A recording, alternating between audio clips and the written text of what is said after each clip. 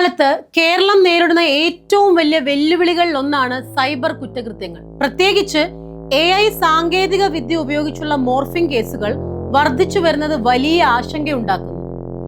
എന്താണ് മോർഫിംഗ്? ആധുനിക സാങ്കേതിക വിദ്യ ഉപയോഗിച്ച് ഒരാളുടെ മുഖം മറ്റൊരാളുടെ ശരീരത്തോടോ അശ്ലീല ദൃശ്യങ്ങളോടോ ചേർക്കുന്ന രീതിയാണിത്. പണ്ടിത് ഫോട്ടോഷോപ്പ് ഉപയോഗിച്ചായിരുന്നെങ്കിൽ ഇന്ന് AI ഉപയോഗിച്ച് വളരെ കൃത്യതയോടെയും തിരിച്ചറിയാൻ കഴിയാത്ത വിധത്തിലും ഇത് ചെയ്യാൻ സാധിക്കുന്നു. കേരളത്തിലെ സമീപകാല കേസുകൾ നമുക്കൊന്ന് പരിശോധിക്കാം.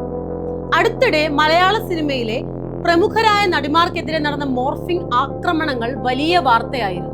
നടിമാരുടെ മുഖം മോർഫ് ചെയ്ത് വ്യാജ വീഡിയോകളും ചിത്രങ്ങളും സോഷ്യൽ മീഡിയ ഗ്രൂപ്പുകളിലൂടെ പ്രചരിപ്പിച്ചു.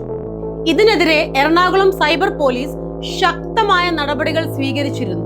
ഇനി അടുത്തതാണ് കൂടുതൽ ഞെട്ടിക്കുന്നത്. സ്കൂൾ കുട്ടികൾക്ക് നേരെയുള്ള ആക്രമണം. സ്കൂൾ കലോത്സവങ്ങളിലോ മറ്റോ പങ്കെടുക്കുന്ന പെൺകുട്ടികളുടെ ചിത്രങ്ങൾ ഇൻസ്റ്റഗ്രാമിൽ നിന്നും മറ്റും ശേഖരിച്ച് അത് മോർഫ് ചെയ്ത് പ്രചരിപ്പിക്കുന്ന സംഭവങ്ങളും റിപ്പോർട്ട് ചെയ്തിട്ടുണ്ട്. സ്വന്തം ബന്ധുക്കളെ പോലും വെറുതെ വിടാത്ത പ്രതികൾ നമുക്ക് ചുറ്റുമുണ്ട്. മോർഫിംഗ് ലക്ഷ്യമിടുന്നത് എന്തിനെ? അപകീർത്തിപ്പെടുത്തുക, വ്യക്തിഹത്യ നടത്തുകയോ അന്തസ്സിന് കളങ്കം വരുത്തുകയോ ചെയ്യുക. സെക്സ്റ്റോർഷൻ, മോർഫ് ചെയ്ത ദൃശ്യങ്ങൾ കാണിച്ച് ഭീഷണിപ്പെടുത്തി പണം തട്ടുക. രാഷ്ട്രീയ പകപോക്കൽ, രാഷ്ട്രീയ നേതാക്കളെ മോശമായി ചിത്രീകരിക്കാൻ വ്യാജ വീഡിയോകൾ ഉപയോഗിക്കുക. മോർഫിംഗിന് പുറമെ മറ്റു ചില തട്ടിപ്പുകളും കേരളത്തിൽ അതിവേഗം വർദ്ധിക്കുന്നുണ്ട്. അതിലൊന്നാണ് ഡിജിറ്റൽ അറസ്റ്റ്. CBIയോ പോലീസോ ആണെന്ന വ്യാജേന വീഡിയോ കോൾ ചെയ്ത് നിങ്ങൾ കുറ്റകൃത്യത്തിൽ ഉൾപ്പെട്ടിട്ടുണ്ടെന്ന് ഭീഷണിപ്പെടുത്തി പണം തട്ടുന്നു. അടുത്തതാണ് ട്രേഡിംഗ് തട്ടിപ്പ്. വൻ ലാഭം വാഗ്ദാനം ചെയ്ത് വ്യാജ ആപ്പുകൾ വഴി നിക്ഷേപം നടത്തിച്ച് ലക്ഷക്കണക്കിന് രൂപ തട്ടിയെടുക്കുന്നു. അടുത്തത് വർക്ക് ഫ്രം ഹോം തട്ടിപ്പ്. യൂട്യൂബ് ലൈക്ക് ചെയ്യുന്നതിനും റിവ്യൂ എഴുതുന്നതിനും പണം നൽകാമെന്ന് പറഞ്ഞ് വലയിലാക്കുന്നു. ഇതിനെ എങ്ങനെ പ്രതിരോധിക്കാം? അതിൽ ഏറ്റവും ശ്രദ്ധിക്കേണ്ട ഒന്നാണ് സോഷ്യൽ മീഡിയ പ്രൈവസി. ചിത്രങ്ങൾ പബ്ലിക്കായി പോസ്റ്റ് ചെയ്യുന്നത് ഒഴിവാക്കുക. പ്രൊഫൈൽ ലോക്ക് ഫീച്ചർ ഉപയോഗിക്കുക. മോർഫ് ചെയ്ത ചിത്രം കണ്ടാൽ ഭയന്ന് പണം നൽകരുത്.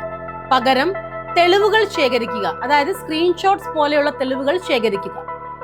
സൈബർ തട്ടിപ്പിന് ഇരയായാൽ ഉടൻ തന്നെ 1930 എന്ന നമ്പറിലോ www.cybercrime.gov.in എന്ന പോർട്ടലിലോ പരാതിപ്പെടുക. ഗോൾഡൻ അവർ, അതായത് ആദ്യത്തെ 2 മണിക്കൂർ വളരെ പ്രധാനമാണ്. കേരളത്തിലെ ഉയർന്ന സാക്ഷരതയും ഡിജിറ്റൽ അറിവും ഈ തട്ടിപ്പുകാർ പലപ്പോഴും നമുക്കെതിരെ തന്നെ ഉപയോഗിക്കുന്നു. കാണുന്നത് വിശ്വസിക്കരുത് എന്നതാണ് സൈബർ ലോകത്തെ ഇന്നത്തെ അവസ്ഥ.